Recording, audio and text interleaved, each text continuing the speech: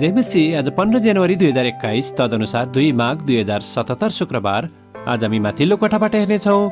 आजको शीर्षक छ बाहिर जाने बाटो। आज हामी परमेश्वरको वचन यूहन्ना 8को 12देखि 14सम्म पाठ गर्नेछौँ। येशूले फेरि तिनीहरूलाई भन्नुभयो, म संसारको ज्योति हुँ। मलाई पछ्याउने अन्धकारमा हिँडुल गर्ने छैन, तर त्यसले जीवनको त्यो ज्योति पाउनेछ। तब फरिसीहरूले उहाँलाई भने, तिमी आफ्नै विषयमा गवाई दिइरहेछौ, तिम्रो गवाई सत्य ठहर्दैन। येशूले जवाफ दिनुभयो, म आफ्नै विषयमा गवाई दिन्छु तापनि मेरो गवाई सत्य छ। म जान्दछु म कहाँबाट आएको हुँ र म कहाँ गइरहेछु, तर तिमीहरू जान्दैनौ म कहाँबाट आउँछु वा कहाँ गइरहेछु। आमेन।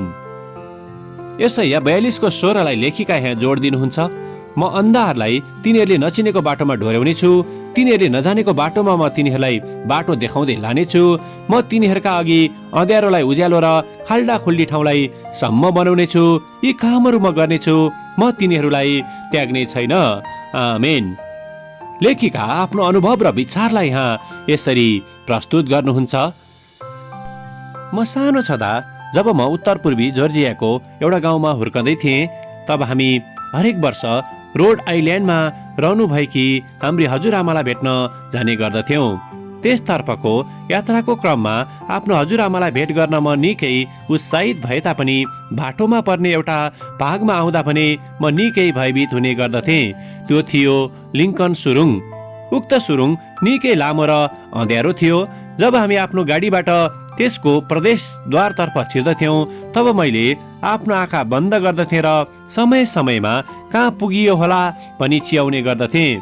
त्यस क्रममा जब मैले बुबालाई उक्त सुरुङ निकै डरलाग्दो छ भनी भन्दथेँ, तब उहाँले चिन्ता नगर, तिमी हजुरआमालाई भेट्न चाहन्छौ नि भनेर सोध्ने गर्नुहुन्थ्यो।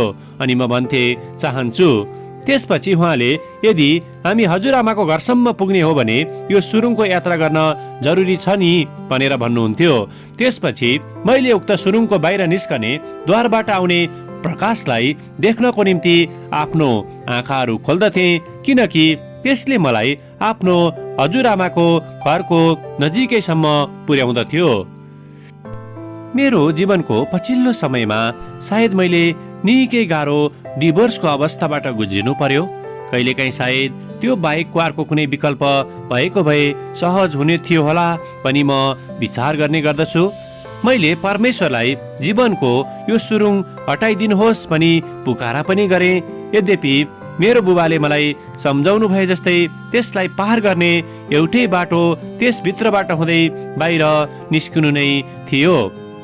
उक्त अनुभव मेरो निम्ति निकै अप्रिय भए तापनि भविष्यका असल दिनहरूले मेरो प्रतीक्षा गरिरहेको छ भनेर मैले थाहा गरेकी थिएँ।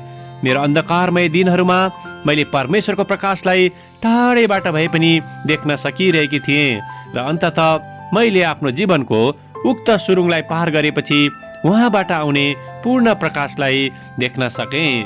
आमेन। आजको विचार, परमेश्वरको ज्योतिले मलाई जीवनका चुनौतीहरूबाट डोर्याउँदछ। प्रार्थना।